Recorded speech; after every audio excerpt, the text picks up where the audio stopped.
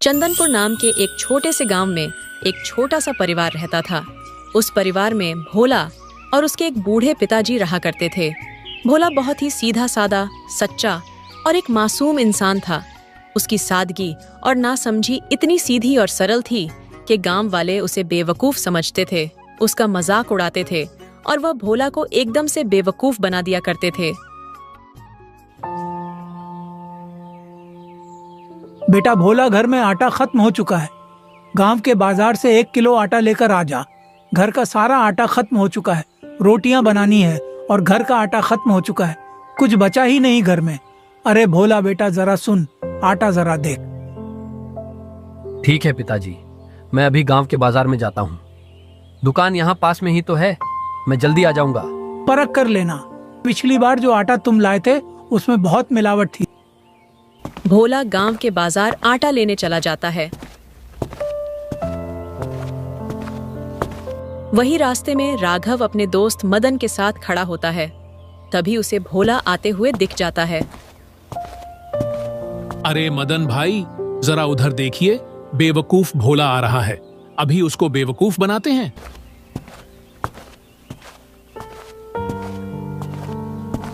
अरे भोला भाई, क्या हालचाल है और इधर कहाँ जा रहे हो? अरे राघव भाई, मैं गांव के बाजार की तरफ जा रहा हूँ। घर में आटा खत्म हो गया है तो पिताजी ने दुकान से आटा मंगवाया है, मैं बस वही लेने जा रहा हूँ। अरे भोला भाई, लगता है तुमने अच्छा से सुना नहीं। तुम्हारे पिताजी ने आटा नहीं, चावल मंगवाए हैं। उन्होंने चावल कहा था? तुम्हें सुनने में गलती हो गई होगी। नहीं नहीं राघव भाई, पिताजी ने चावल नहीं आटा ही मंगवाया है। उन्होंने खुद मुझसे ही कहा है। अरे नहीं भोला भाई, तुम गलती कर रहे हो। तुम्हारे पिताजी ने चावल मंगवाया है और तुम चावल ही लेकर जाओ, नहीं तो बेकार में ही तुम्हारे पिताजी तुम्हें बेवकूफ समझेंगे। भोला एक सीधा साधा इंसान था। वह राघव की बातों में आ जाता है और दुकानदार से चावल लेकर घर चला जाता है। जब भोला के पिताजी देखते हैं कि भोला आटे की जगह चावल लेकर आया है, तब वह भोला से पूछते हैं,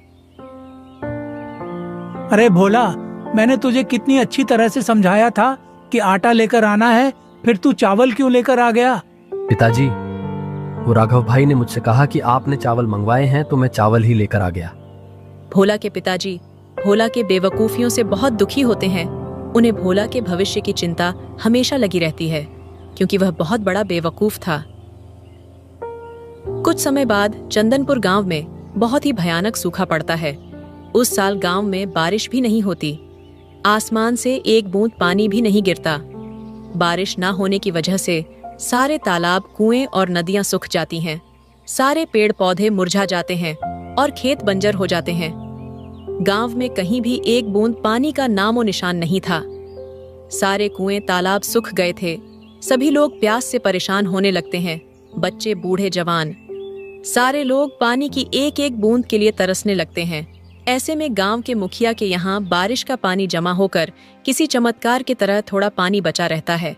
पानी के बिना गांव वालों की खराब हालत को देखकर मुखिया अपने यहाँ का पानी ऊंचे दाम पर बेचना शुरू कर देता है।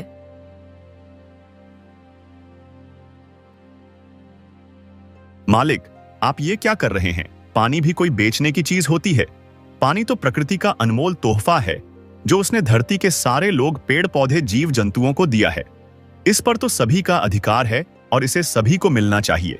और प्रकृति के इस वरदान को आप बेच रहे हैं। यह पानी आपने नहीं भरा है, यह तो बारिश का पानी है और इस पर तो सभी का हक है। अरे ओ सुखिया, ज्यादा ज्ञान मत दो मुझे। यह पानी जिस भी कारण से जमा हुआ है तो मेरी ही जमीन पर ना, तो यह पानी मेरा ही हुआ ना, इसलिए इस पर अधिकार सिर्फ मेरा ही है और मेरा जो मन करेगा मैं तो वही करूंगा। अगर पानी चाहिए तो दाम दो और अगर पैसे नहीं हैं तो अपने रास्ते जाओ। तुझ जैसे बहुत लोग आ जाएंगे मेरा पानी खरीदने के लिए। मालिक, गांव में सूखा पड़ गया है, तभी आप लोगों से इतना पैसा ले रहे हैं। अगर हमारे गांव में कुएं, तालाब या नदियों में पानी होता तो कोई आपसे पानी क्यों खरीदता? आप हमेशा अपने बारे में सोचते हैं।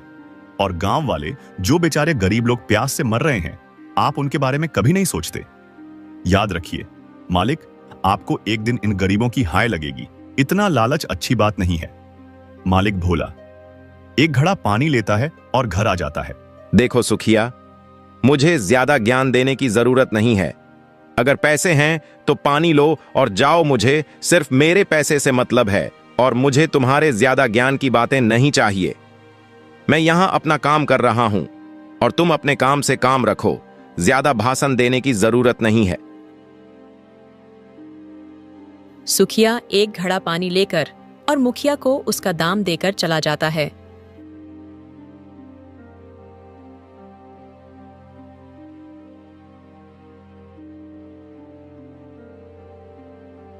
अरे बेटा, भोला घर में पानी का एक बूंद नहीं है। जा मुखिया जी के यहाँ से पानी लेकर आ। घर में पानी है ही नहीं तो खाना कैसे बनेगा? जल्दी जा बेटा, आखिर हम लोग करेंगे भी क्या पीने के लिए? हमें तो पानी चाहिए ही। हम गरीब के पास और कोई चारा भी नहीं है। चाहे जैसे भी करके हमें पानी तो लाना ही होगा, नहीं तो खाना कैसे बनेगा? लेकिन पिताजी, घर में उतने पैसे हैं ही नहीं और मुखिया जी तो बहुत ही महंगा पानी बेच रहे हैं। पिताजी, मुखिया जी, हम गांव वालों पर कितना अन्याय कर रहे हैं।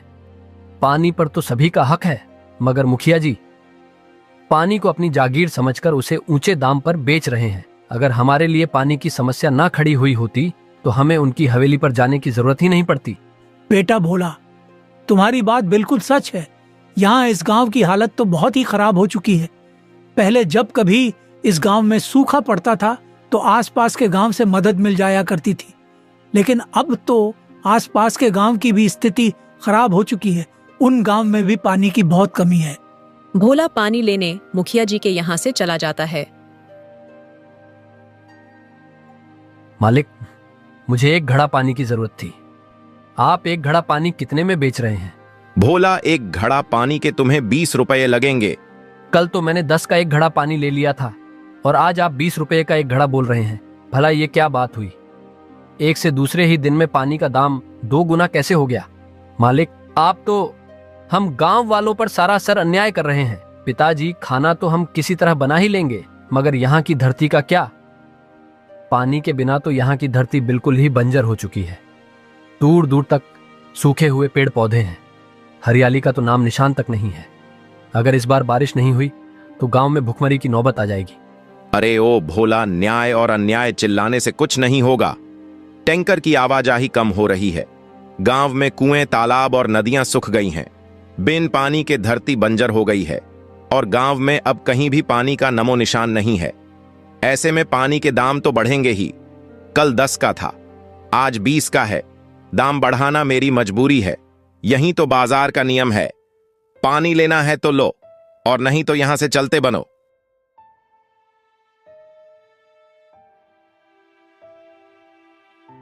कुछ ही दिनों में मुखिया के तालाब का पानी भी पूरी तरह सूख गया था, जिसके चलते अब पूरे गांव को पानी किल्लत से जूझना पड़ रहा था। गांव वालों की हालात दिन प्रतिदिन खराब होते जा रही थीं। अब उनके सामने पानी जुटाने की एक बहुत बड़ी समस्या आ पड़ी थी। गांव वालों की परेशानी को देखते हुए गांव के जमींदार ने तुरंत ही एक कदम उठाया। जमींदार ने गांव में ही एक सभा रखी और सभी गांव वालों को उस सभा में बुलाया ताकि सभी गांव वाले मिलकर इस संकट का हल निकल सकें। भाइयों, मैंने आपको यहाँ इस समस्या से निजात पाने के लिए यहाँ बुलाया है। अगर हम एकजुट होकर कुछ ना कुछ करेंगे तब कोई रास्ता जरूर निकलेगा।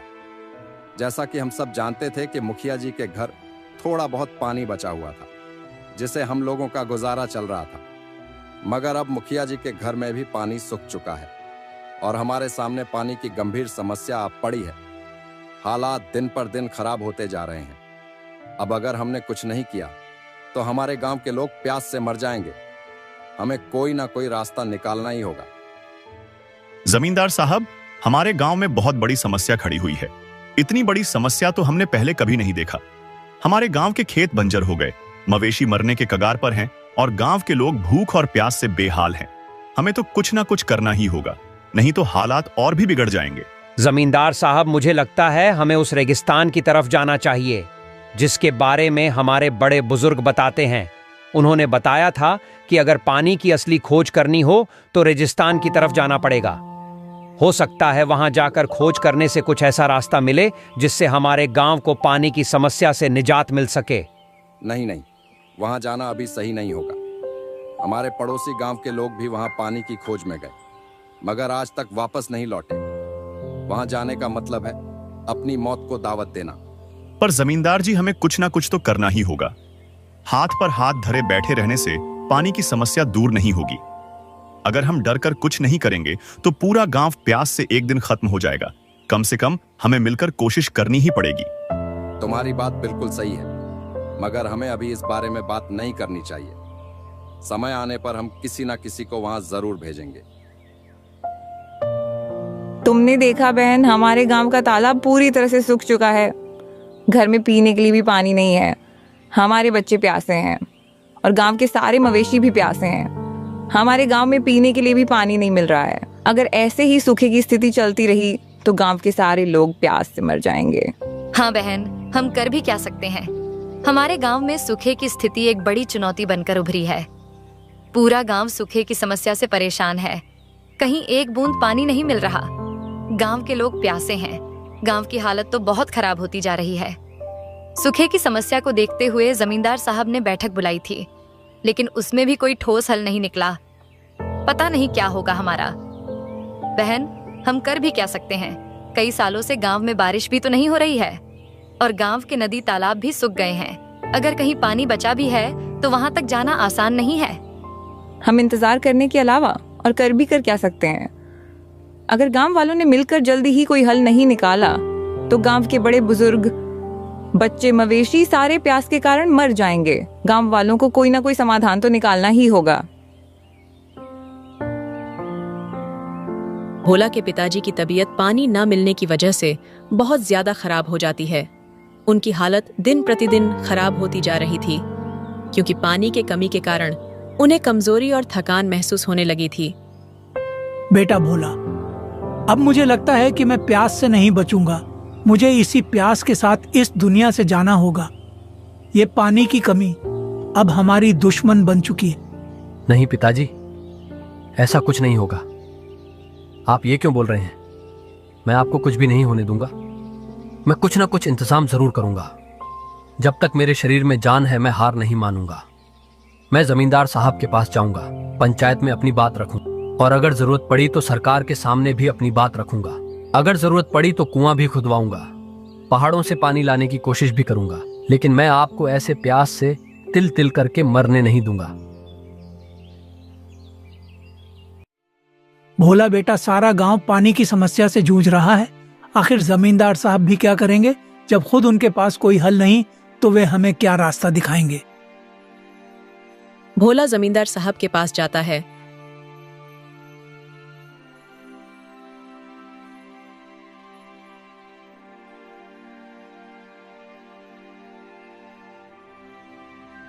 जमींदार साहब, मैं आपसे यहां पानी की समस्या पर बात करने आया हूं। आपको तो पता ही है कि गांव में पानी की कितनी बड़ी समस्या आ चुकी है। हमारे गांव में सूखा पड़ चुका है, खेत बंजर हो गए हैं, सारे कुएं और नदियां सूख चुके हैं, लोग प्यास से मर रहे हैं और मेरे पिताजी की भी प्यास से बहुत खराब हालत हो चुकी है। अब तो स्थिति ऐसी बनी हुई है कि अगर उन्हें पानी नहीं मिला तो उनकी हालत और खराब हो सकती है। भोला, मैं समझ सकता हूं कि तुम्हें पानी की कितनी जरूरत है। तुम बहुत ही भोले और सीधे साधे इंसान हो और इस समय तुम्हें अपने पिताजी की चिंता सता रही है। मगर भोला बेटा, अभी तो गांव में कहीं भी पानी नहीं मिल रहा है। जब गांव में ही पानी नहीं है तो तुम्हें अपने पिताजी के लिए पानी कहां से मिलेगा? मगर जमींदार साहब, हमें इसका कोई ना कोई हल तो निकलना ही पड़ेगा। हम ऐसे ही हाथ पर हाथ रखकर नहीं बैठ सकते। अगर गांव में पानी नहीं है तो हमें उसका हल तो निकालना ही होगा। मैं अपने पिताजी को तिल तिल करके मरते हुए नहीं देख सकता। भोला बेटा, हमारे गांव में पानी लाने का एक रास्ता है, मगर वह रास्ता बहुत ही खतरनाक है। मैंने अपने बड़े बुजुर्गों से सुना है कि पास के रेगिस्तान में एक तालाब है, लेकिन वह कोई आम तालाब नहीं है। उस तालाब में एक जादूगरनी रहती है, वही हमारे गांव में पानी पहुंचाती थी। परसों से वहां जाने की हिम्मत अभी तक कोई नहीं कर पाया है। जमींदार साहब, अगर वह तालाब सच में मौजूद है तो मैं वहां जरूर जाऊंगा। मैं वहां से पानी लेकर लौटूंगा, चाहे कुछ भी हो जाए। बेटा भोला, वहां जाना इतना आसान नहीं है। जो व्यक्ति भी वहां गया है आज तक लौटकर वापस नहीं आया। जो भी पानी की तलाश में जादूगरनी के पास जाता है, वह जादूगरनी उसे मार देती है। भोला, मैं तुम्हें वहां अकेले नहीं जाने दूंगा। जादू रानी के पास जाने तक का रास्ता बहुत खतरनाक है, मगर तुमने अगर फैसला कर ही लिया है तो मैं अपनी बेटी को भी तुम्हारे साथ भेजूंगा। लेकिन मैं इस यात्रा में अकेला ही जा सकता हूँ। नहीं बेटा, तुम जहां जा रहे हो ये कोई साधारण यात्रा नहीं है, ये एक परीक्षा है और इसमें साथ देने वाला जरूरी है। मेरी बेटी साहसी और निडर है, इस कठिन परीक्षा में वह तुम्हारा साथ देगी। तभी जमींदार की बेटी वहां पर आती है।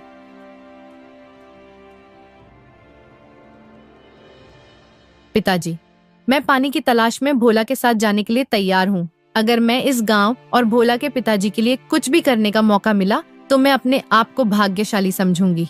जमींदार की बेटी और भोला दोनों रेगिस्तान की तरफ निकल पड़ते हैं। अपने लक्ष्य की ओर बढ़ते हुए वह कुछ दिनों तक चलते रहते हैं।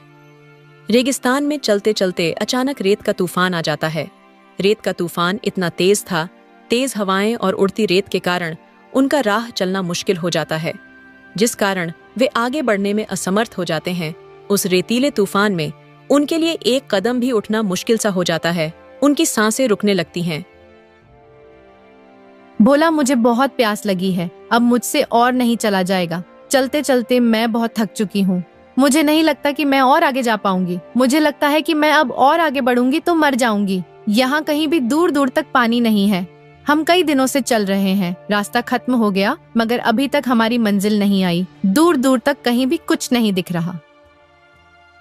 नहीं नंदिनी, हमें अभी रुकना नहीं है, हमें आगे बढ़ते रहना होगा। अगर हम थक कर यहाँ बैठ गए तो हमें कोई भी बचा नहीं पाएगा और हम यहीं मर जाएंगे। हमें कैसे भी करके पानी ढूंढना ही होगा, नहीं तो हमारे गांव वाले और मेरे पिताजी बच नहीं पाएंगे। भोला, मैं तुम्हारे दिल में तुम्हारे पिताजी के लिए प्यार को समझ सकती हूँ, लेकिन इतनी गर्मी और धूप से लगता है कि हम ही नहीं बच पाएंगे। जब हम ही नहीं बचेंगे तो सारे गांव वाले और तुम्हारे पिताजी को कैसे बचाएंगे? नंदिनी, मैं समझ सकता हूँ कि तुम बहुत ज्यादा थक चुकी हो, मगर हमें हिम्मत नहीं हारनी है। अगर हम थक कर बैठ गए तो हम दोबारा फिर से चलने की हिम्मत नहीं कर पाएंगी। भोला, मेरी हालत बहुत खराब हो चुकी है। मेरे पैर में छाले पड़ गए हैं। चलते चलते मेरी सांसें फूल रही हैं। मुझे नहीं लगता कि मैं और एक भी कदम आगे बढ़ पाऊंगी। ठीक है नंदिनी, मगर तुम एक काम करो, तुम यहीं पर रुककर आराम करो। मैं अपने घर से सर पर कफन बांध कर निकला हूं। चाहे तो पानी लेकर जाऊंगा या फिर वापस नहीं जाऊंगा, क्योंकि मैं अपने पिताजी को ऐसे प्यास से तिल तिल करके मरते हुए नहीं देख सकता। तुम क्यों अपनी जान खतरे में डाल रही हो? मैं आगे बढ़ता हूं और देखता हूं, अगर पानी मिला तो मैं वापस आ जाऊंगा और तुम्हें ले चलूंगा। भोला नंदिनी को वहीं छोड़कर तपती धूप और झुलसती गर्मी में आगे बढ़ जाता है। चलते चलते भोला बहुत ही ज्यादा थक जाता है। जब कभी थकान से वह बैठने की कोशिश करता है तो उसकी आंखों के सामने उसके पिताजी का प्यासा चेहरा आ जाता है और वह फिर से चलने लगता है। चलते चलते भोला बहुत ही आगे निकल जाता है। कुछ दूर चलने के बाद उसे वह तालाब दिख जाता है। भोला तालाब दिखते ही जल्दी से उस तालाब के पास जाता है। तभी उस तालाब के अंदर से एक जादूगरनी प्रकट होती है। सुनो लड़के, तुम यहाँ क्यों आए हो? अगर तुम्हें अपनी जिंदगी प्यारी है तो यहाँ से चले जाओ। अगर तुम यहाँ से नहीं जाओगे तो मैं तुम्हें मार दूंगी। मैं अपने घर से निकलते समय ही अपने सर पर कफन बंद कर निकला हूँ। मेरे कंधे पर मेरे गांव और मेरे पिताजी की जिम्मेदारी है। मैं यहाँ अपने लिए नहीं आया हूँ। आपने हमारे गांव का पानी क्यों रोक रखा है? गांव के सारे लोग पानी के बिना तड़प रहे हैं। अगर उन्हें जल्दी से पानी नहीं दिया गया तो वह सारे लोग मर जाएंगे पानी के बिना। अगर तुमने मुझसे बहस करने की कोशिश की तो तुम्हारी हड्डियां तक नहीं मिलेंगी। तुम इंसान बहुत ही लालची और स्वार्थी होते हो। तुम कभी नहीं सुधरोगे। पानी प्रकृति का दिया हुआ हमारे लिए एक अनमोल वरदान है, मगर तुम इंसान इसकी कद्र नहीं करते। तुम लोग उसे सिर्फ बर्बाद करते हो। बिना सोचे समझे उसे बहा देते हो, यूं ही बर्बाद कर देते हो। इस तरह पानी की बर्बादी मुझे बर्दाश्त नहीं होती, इसलिए मैं गांव का पानी ही रोक देती हूँ, जो लोग इसकी कद्र नहीं करते। जादूगरनी जी, गांव के कुछ लोगों से गलती हुई होगी, मगर प्यास से मरते गांव के सारे लोगों का क्या दोष? मेरे गांव को अब पानी नहीं मिला तो पूरा गांव खत्म हो जाएगा। बच्चे, बूढ़े, मवेशी, सारे जीव पानी के बिना तड़प रहे हैं। मेरे बूढ़े लाचार पिताजी भी पानी के बिना तड़प रहे हैं। मैं आपसे विनती करता हूँ कि हमारे गांव को पानी दे दीजिए। अगर तुझे पानी चाहिए तो तुझे अपनी जान देकर इसकी कीमत चुकानी होगी। अगर तू अपनी जिंदगी दे देगा तो तेरे गांव को पानी मिलेगा। जादूगरनी की बातों को सुनकर भोला कुछ देर के लिए मौन हो जाता है। उसका दिल तेजी से धड़कने लगता है। उसकी आंखों के सामने उसके प्यासे गांव वाले और उसके पिताजी का चेहरा आने लगता है। तब भोला अपने मन में ही सोचता है कि उसकी जिंदगी उसके पिताजी से ज्यादा कीमती नहीं है। कुछ देर तक भोला गहरी सोच में डूब जाता है। फिर वह अपने मन में ही निश्चय कर लेता है और वह जादूगरनी से कहता है, ठीक है जादूगरनी जी, मैं अपनी जान देने के लिए तैयार हूँ। अगर मेरी जान देकर मेरे गांव को पानी मिल सकता है तो मैं अपनी जान देने के लिए तैयार हूँ। मेरी जान ले लो, लेकिन बदले में मेरे गांव को हमेशा के लिए पानी दे दो। मेरे लिए मेरे गांव वाले और मेरे पिताजी सबसे ज्यादा जरूरी है। अगर मेरी जान देकर उनकी प्यास बुझती है तो मैं इसके लिए भी तैयार हूँ। मगर मेरी आपसे यह एक विनती है कि मेरे साथ मेरा एक साथी है, मुझे थोड़ी देर के लिए उसे मिलने दिया जाए ताकि मैं अपनी बात उसे बता सकूं। सुन लड़के, तुम्हारे अंदर बहुत हिम्मत है। तू जैसे आम लोग अपनी जान बचाने के लिए मुझसे भीख मांगते हैं, मगर तू तो गजब का लीडर है। तू खुद अपने लिए नहीं, अपने गांव के लिए अपनी जान देने को तैयार है। ये बात तो बहुत दिलचस्प है। ठीक है, मैं तुमसे बहुत खुश हूँ, इसलिए तुम्हें यह मौका देती हूँ। जाओ, आखिरी बार मिलकर आओ।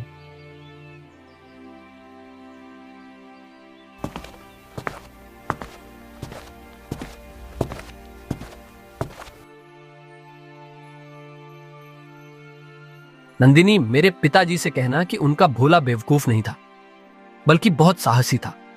उसने अपने गांव के लिए अपनी जान कुर्बान कर दी, मगर हार नहीं माना। और गांव वालों से कहना कि पानी बहुत अनमोल है, उसकी बर्बादी ना करें, क्योंकि जिसे प्यास का असली महत्व नहीं पता वह कभी उसकी कदर नहीं कर सकता। नंदिनी, तुम बहुत ही बहादुर हो। तुम्हारा बहुत बहुत धन्यवाद जो तुमने इतने समय तक मेरा साथ दिया और तुम मेरे साथ यहां तक आई। अब मैंने अपना फैसला ले लिया है। नहीं भोला, ये तुम क्या कर रहे हो? तुम ऐसे कैसे अपनी जान दे सकते हो? अपने गांव में पानी लाने का कोई और रास्ता भी होगा, हम दूसरा रास्ता ढूंढ लेंगे। तुम अपनी जान मत दो। भोला, हम दोनों ने साथ मिलकर इतना लंबा रास्ता तय किया है, अब इस रास्ते में तुम मुझे अकेला छोड़कर कैसे जा सकते हो? और तुम्हारे पिताजी तुम्हारे बिना अकेले क्या करेंगे? क्या तुमने अपने पिताजी के बारे में कुछ नहीं सोचा? जब उन्हें पता चलेगा कि उनका बेटा गांव और उनके लिए अपनी जान दे चुका है, तब वह क्या करेंगे? मैं जानता हूं नंदिनी, ये फैसला लेना मेरे लिए भी आसान नहीं था, मगर गांव वालों और मेरे पिताजी के लिए मुझे यह करना ही पड़ेगा। अगर मैं अपने अकेले की जान देकर इतने सारे गांव वालों की जान बचा सकूं, तो मैं अपने आप को भाग्यशाली समझूंगा। और मैं तुमसे झूठ नहीं कहूंगा, पानी मिल गया है। इतना कहकर भोला वापस जादूगरनी के पास चला जाता है, अपने पीछे एक अनिश्चित भविष्य छोड़कर।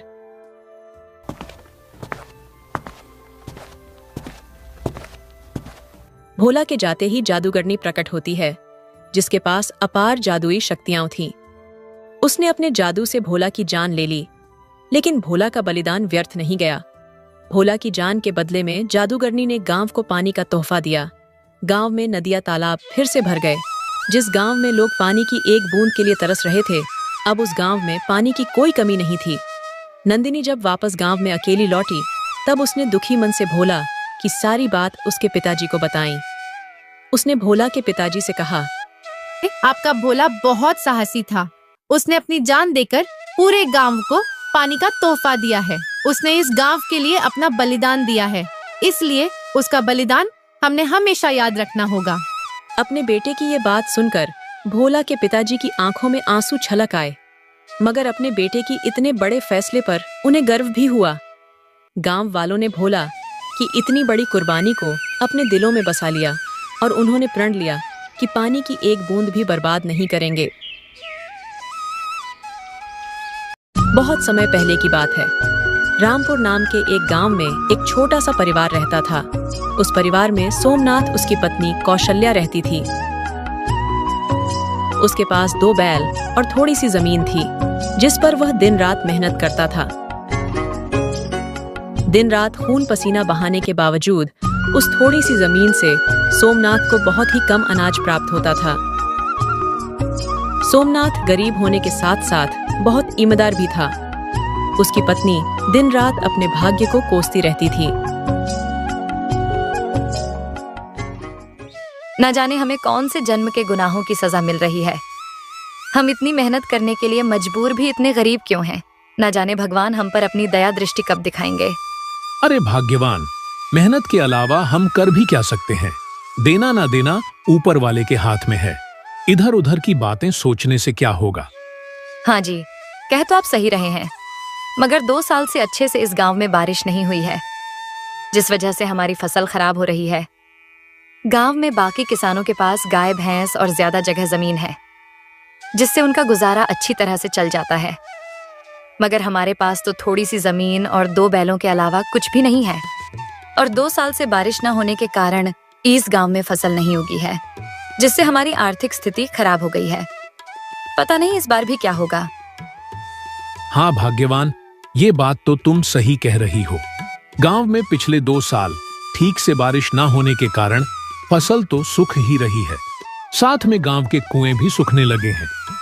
उनमें भी अब कम मात्रा में ही पानी बचा है। पता नहीं इस बार क्या होगा, ये तो ऊपर वाला ही जाने। ये सब ऊपर वाले का ही खेल है। चलो भाग्यवान, अब मैं चलता हूं।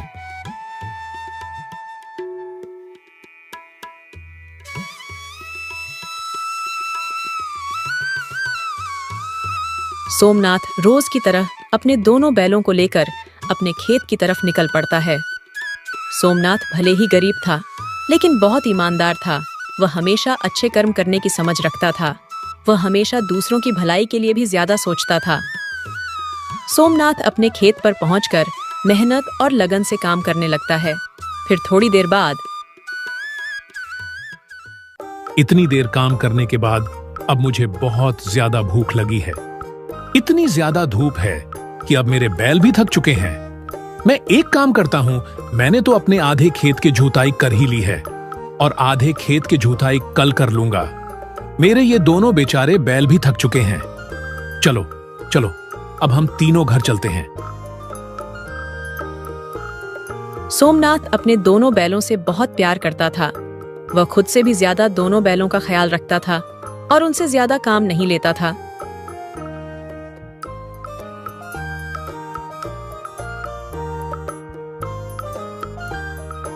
अरे ओ भाग्यवान, मुझे बहुत जोरों की भूख लगी है। मुझे खाना दे दो, तब तक मैं अपने दोनों बैलों को चारा डालकर आता हूं और तुम मेरे लिए खाना परोसो। सोमनाथ अपने बैलों को चारा डालने जा ही रहा था, तभी उसे एक आवाज सुनाई देती है। ये किसकी आवाज है?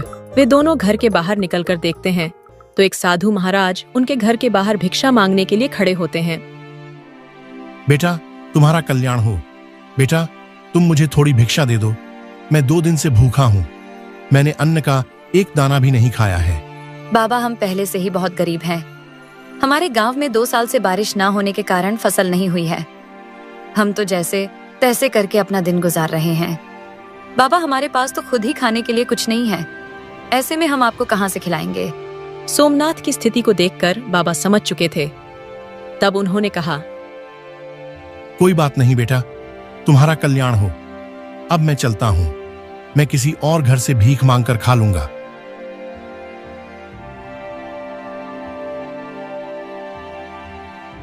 अरे ओ भाग्यवान, हमारे घर में बाबा को देने के लिए कुछ भोजन बचा है क्या?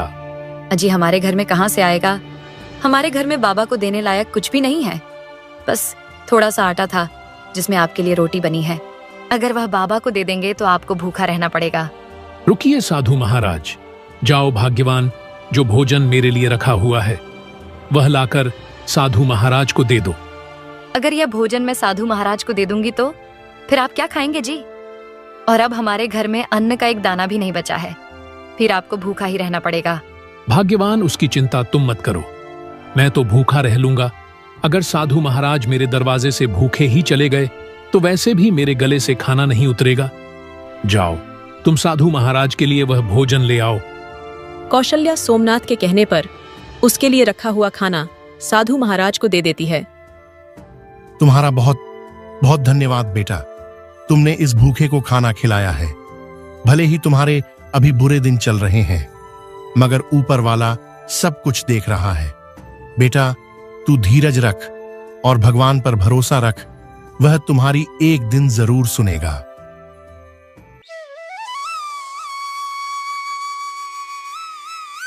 सोमनाथ रोज की तरह आज भी अपने दोनों बालों को लेकर खेत पर काम करने के लिए चला जाता है। सोमनाथ अपने खेत के लिए जुताई कर ही रहा था, तभी कोई शहर से आया हुआ व्यक्ति वहां से गुजर रहा था। तभी वह सोमनाथ के पास आता है और उससे कहता है, अरे ओ भाई, यहाँ आसपास पीने के लिए कहीं पानी है क्या? भाई साहब, यहाँ से कुछ ही दूर पर एक कुआं है, आप वहीं से जाकर पानी पी लो। क्या भाई, आप तो बड़ी मेहनती देख रहे हैं, भला आप इतनी मेहनत क्यों कर रहे हैं? अरे आप इतनी मेहनत करने के बाद भी अभी तक गरीब के गरीब हो।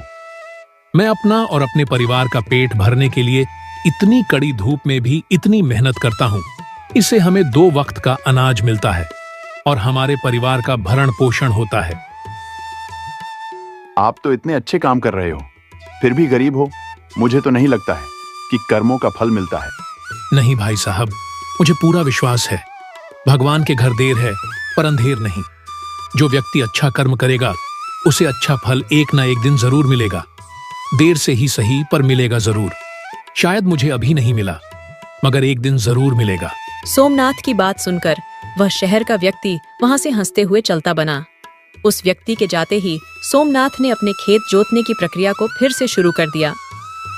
मगर खेत जोतते हुए सोमनाथ का पैर अचानक हल के नीचे आ जाता है और सोमनाथ का पैर कट जाता है और उसे खून निकलने लगता है, जिस कारण सोमनाथ को बहुत दर्द होता है। हे भगवान, मेरा तो पैर ही कट गया। हे प्रभु, वह शहरी व्यक्ति कहीं सच तो नहीं कह रहा था कि कर्मों का कोई फल नहीं मिलता। मैं तो हमेशा अच्छा कर्म ही करता हूँ, फिर मुझे यह पीड़ा क्यों सहनी पड़ रही है? मेरा तो यह पैर ही कट गया है और मुझे बहुत दर्द हो रहा है। मैंने तो किसी का कोई बुरा नहीं किया, फिर मेरे पैर में कैसे लग गई? जैसे तैसे सोमनाथ अपने घर पहुंचा और जो भी उसके साथ घटना घटी वह सारी बात उसने अपनी पत्नी को बताई। आपने तो सबके ही बारे में हमेशा भला सोचा है जी। आपने तो कभी किसी का बुरा भी नहीं सोचा, तो भगवान आपके अच्छे कर्मों का फल कब देगा? सोमनाथ को अपनी पत्नी की बात सुनकर थोड़ी तसल्ली आई।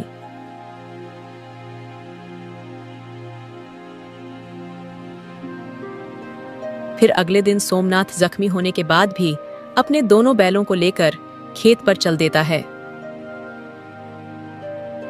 अभी तक बारिश होने की कोई संभावना नहीं लग रही है। मैं अपने खेत की सिंचाई कैसे करूंगा? चलो एक काम करता हूं, अपने खेत के कुएं में जाकर देखता हूं कि उसमें कितना पानी है। अगर उसमें पानी हुआ तो मैं अपने खेत की सिंचाई करूंगा। सोमनाथ अपने कुएं के पास जाता है और जब वह कुएं के अंदर झांकता है तो देखता है कि कुएं में एक बूंद भी पानी नहीं था। कुआं पूरा सूखा पड़ा था। अरे मेरा यह कुआं तो बिल्कुल सूखा पड़ा है। हे भगवान, ये मेरी कैसी परीक्षा ले रहे हो? मेरे घर में अन्न का एक दाना भी नहीं है और अभी बारिश होने की कोई संभावना नहीं लग रही है, और अब तो यह मेरा कुआं भी सूख गया है। इस बार मैं अपने खेत को कैसे सींचूंगा? इस बार पता नहीं क्या होगा। मैं एक काम करता हूं, कुएं के अंदर जाकर खुदाई करके देखता हूं, शायद पानी निकल आए। हे भगवान, मेरी मदद करना। इतना कहकर सोमनाथ कुएं के अंदर उतरकर खुदाई करने लगता है। तभी कुछ देर में खुदाई करते हुए अचानक से कुएं के अंदर से पानी निकलने लगता है।